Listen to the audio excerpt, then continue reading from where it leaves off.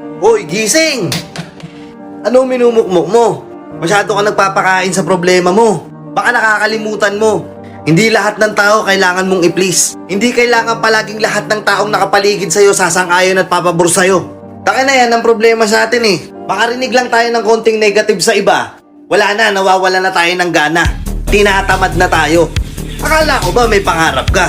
Akala ko ba meron kang gustong marating? Bakit pag may narinig ka lang na isa, dalawang tao na hindi sasang-ayon sa'yo, wala na, titigil ka na? Huwag kang mangarap kung di mo kayang panindigan. Huwag kang mangarap kung yung pangarap mo papanatiliin mo na lang na hanggang pangarap na lang.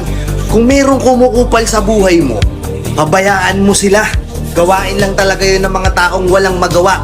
Na inggit sa'yo kasi meron ka na wala sila. Makuha? Don't let those stupid people fucks you up. It doesn't matter what you do as long as wala kang tinatapakan tao. Nakuha mo?